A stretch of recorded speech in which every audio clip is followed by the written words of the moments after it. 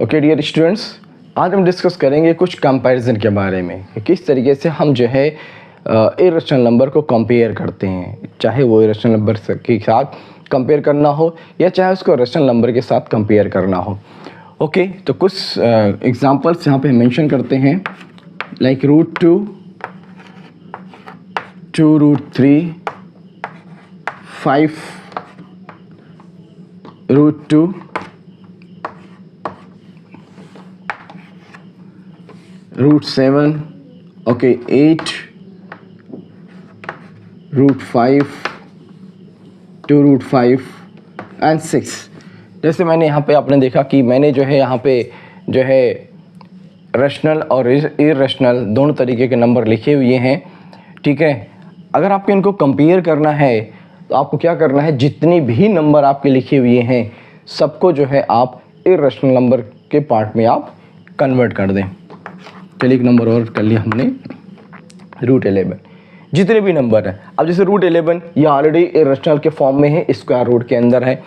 2√3 में √3 square root के अंदर है, लेकिन 2 जो है इसके बाहर है। 5√2 में 5 बाहर है, √2 जो है वो अंदर है। ठीक है, 2 √7 इज़ ओके, 2√5 में 2 बाहर है और 8 और 6 आपके रेशनल नंबर है। इट मीन्स कि कहीं ना कहीं आप देखेंगे सेकंड, थर्ड एंड इधर लास्ट 3 ये इरेशनल नंबर के फॉर्म में प्रॉपर तरीके से नहीं है, यानी कि सारे के सारे नंबर स्क्वायर रूट के अंदर नहीं है। हमें रूल पता है कि अगर आपके पास एक irrational number square root A है, एक irrational number square root B है, तो स्क्वायर रूट ए जो है वो स्क्वायर रूट बी से ग्रेटर होगा। कब? कंडीशन अगर ये होगी कि स्क्वायर रूट के अंदर का जो पार्ट है वो आपके दूसरे स्क्वायर रूट वाले के अंदर के पार्ट से अगर वो बड़ा होता है। तो इट मीन्स कि अगर सारे नंबर जो ऊपर लिखे गए हैं अगर सभी को हम स्क्वायर रूट के अंदर लिख दें और फिर इसको उनको कंपेयर कर रहे हैं तो ईजिली ये चीज़ क्या हो जाएगी, आपकी कंपेयर हो जाएगी। चलिए स्टार्ट करते हैं इसको। √11 है, कोई दिक्कत नहीं है, इनको एज इट इज़ आप लिख दो। 2 को अगर हमें स्क्वायर रूट के अंदर लेकर के जाना है, चूँकि बाहर वो नंबर है तो अंदर जाएगा तो स्क्वायर होकर के अंदर जाएगा, तो 2 का स्क्वायर 4 हो जाएगा और 3 से मल्टीप्लाई हो जाएगा, वहाँ पे ये हो जाएगा √12।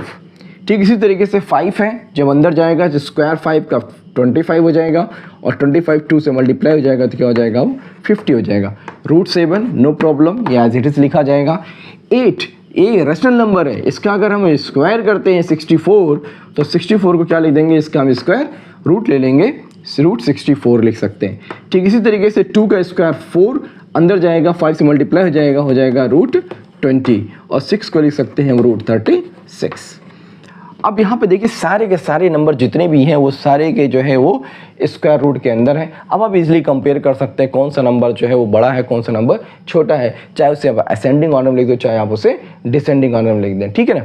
अगर देखिए यहाँ पे हम कंपेयर करते हैं, अगर हमको जो है असेंडिंग ऑर्डर में लिखना है तो सबसे छोटा नंबर आपको पता है कौन सा है, √7 है। और √7 यहाँ पे क्या है, आपका √7 है, तो आप √7 लिखें। देखिए ये हमने जो लिखा हुआ है ये केवल अपने हेल्प के लिए लिखा हुआ, अपने सपोर्ट के लिए लिखा हुआ है कि हम कंपेयर कर सकते हैं कौन सा नंबर जो है किससे बड़ा है, कौन सा छोटा है। और हम क्या करेंगे जो है फाइनली जब यहाँ से हम कंपेयर करेंगे, लेकिन आंसर क्या होगा हमारा ऊपर के लिए होगा, क्योंकि क्वेश्चन में है कि इनको कंपेयर करना, ना कि इनको कंपेयर करना है। सो √7 लिखा है हमने यहाँ पे। ठीक है, √7 से बड़ा नेक्स्ट जो नंबर आपके पास है वो है √11। ठीक है, आपने √11 लिख दिया। नेक्स्ट आपके पास जो नंबर है वो है √12। ठीक है, √12 को हम लोग क्या लिखेंगे, √12 को लिखेंगे हम 2√3, तो ये हो जाएगा आपका 2√3। ठीक है, √12 के पास आपके पास जो है वो √20 है, √20 मतलब होगा 2√15, सो 2√5 हो गया। उसके बाद आपके पास यहाँ पे है √36, इट मीन्स 6 लिखा जाएगा। ठीक है, और नेक्स्ट आपके पास जो है वो है √50 मीन्स 5√2 लिखेंगे, यहाँ पे 5√2 लिखेंगे। और फिर इसके बाद लास्ट में आपके पास बचता है √64, जिसे लिखेंगे हम 8 यहाँ पे। ठीक है ना। तो इस तरीके से देख रहे हैं आप कि आपने सारे इरेशनल नंबर को आपने जो यहाँ पे कंपेयर कर दिया है। तो इस तरीके से असेंडिंग या डिसेंडिंग ऑर्डर कुछ भी आपसे अगर पूछा जाए तो आपको सबसे पहले मैंने जैसे बताया कि जितने भी आपके जो है नंबर हैं जो भी स्क्वायर रूट के बाहर हैं या जो कोई अगर कोई रेशनल नंबर के फॉर्म में प्रेजेंट है तो सबसे पहले आप उसको जो स्क्वायर रूट के अंदर लेके जाइए, उसके बाद फिर आप उसको ईजिली कंपेयर कर दीजिए।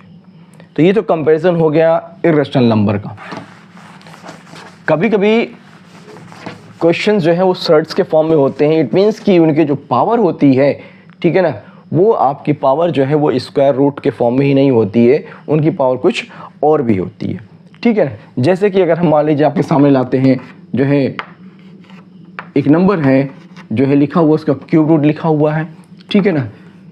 एक नंबर आपके पास यहाँ पे है जिसकी पावर जो है यहाँ पे जो है 6 सर्ट्स के फॉर्म में है, ठीक है ना। दूसरा कोई नंबर हम ले लेते हैं, ठीक है, यहाँ पे आपके पास 4 है, ठीक है, ये ले लेते हैं हम, 3 ले लिया हमने। मान लीजिए इनको हमें कंपेयर करना है। अब इनके कंपैरिजन में क्या है कि यहाँ पे अब आप देख रहे हैं कि ये स्क्वायर रूट के फॉर्म में नहीं, जबकि ये सर्ट्स के फॉर्म में है। सर्ट्स का फॉर्म मतलब ये है कि कोई भी अगर नंबर जिसमें जो है 1/nth पावर होती है तो उसको हम सर्ट्स के फॉर्म में इस तरीके से नोट कर लेते हैं। अब इनको अगर कंपेयर करना है, सो अब ऐसे कंपैरिजन में 2 चीज़ें आपके पास होती हैं, या तो इनकी पावर सेम होनी चाहिए और या तो इन पावर के अंदर जो टर्म्स हैं वो सेम होने चाहिए, ठीक है ना। अब अंदर के टर्म्स को सेम करने के लिए ज़्यादा मल्टीप्लाई और जो है सब्ट्रैक्शन डिवीज़न करना पड़ेगा। सबसे बेटर ऑप्शन क्या है कि अगर हम इनकी पावर को ही सेम कर देते हैं। ये आपको पहले से पता है कि अगर कोई जो है नंबर इस फॉर्म सर्ड फॉर्म में लिखा हुआ है जिसको हम एक्सपोनेंट के फॉर्म में 1/n के फॉर्म में लिख सकते हैं। लाइक कि अगर हमारे पास रूट a है तो रूट a को हम a पावर 1/2 फॉर्म में लिख सकते हैं। अगर कोई पावर हमारे पास रूट 3 है इस तरह से है तो उसे हम a to the power 1/3 form में लिख सकते हैं। ऐसे 4 हो 5 हो सर्ट्स किसी भी जो है सर्ट्स के फॉर्म में हो हम उन्हें इस तरह से यूज़ कर सकते हैं, लिख सकते हैं। तो ऐसे ही अगर इसकी बात करते हैं तो यहाँ पे हम 2 की वैल्यू को लिख सकते हैं 1/3, ठीक है। 5 को लिख सकते हैं 1/6, ठीक है, और इसे लिख सकते हैं हम 3 टू द पावर 1/4। अब इसमें आपको क्या करना है, जो आपके पास इसमें एक्सपोनेंट के फॉर्म में नंबर दिख रहे हैं उन एक्सपोनेंट्स के क्या करना, आपको एलसीएम ले लेना है, ठीक है। लाइक 3 है, 6 और 4 चूँकि फ्रैक्शनल पार्ट में है, अगर 3, 6, 4 का अगर आप एलसीएम ले लेते हैं तो एलसीएम ऑफ 3, 6, 4, मैं इस 3 और इस 6 और इन 4 की बात कर रहा हूँ, ठीक है। तो आपको पता है कि इनका एलसीएम कितना हो जाएगा, 12 हो जाएगा, ठीक है।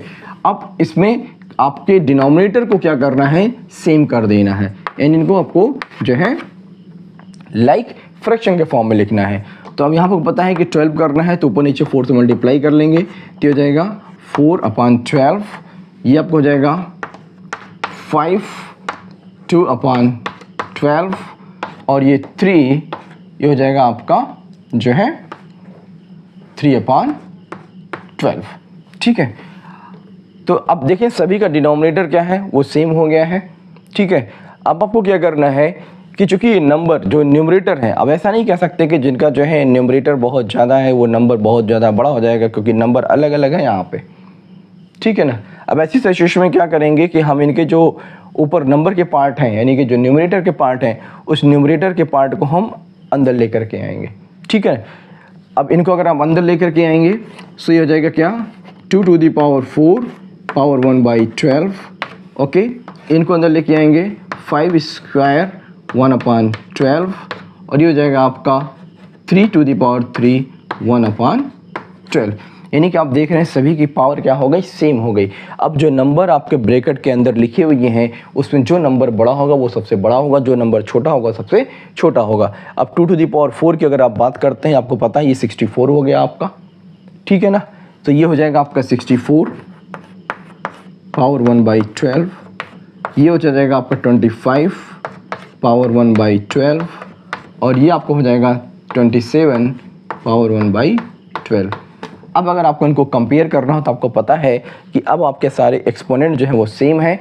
आपको कंपेयर करना है तो ब्रैकेट के अंदर के पार्ट को कंपेयर करिए, जो सबसे छोटा है वो है 25 मीन्स इट मीन्स कि 6√5 जो है ये आपका सबसे लोवेस्ट है। नेक्स्ट आपका जो है फिर 27 टू द पावर 1/12 यानी कि 27 मीन्स जो है आपका थर्ड 3 आपका जो है ये स्मॉलेस्ट है। इसके बाद फिर नेक्स्ट की बात करेंगे आप जो है आप इसकी बात करेंगे तो ये नंबर, ठीक है ना।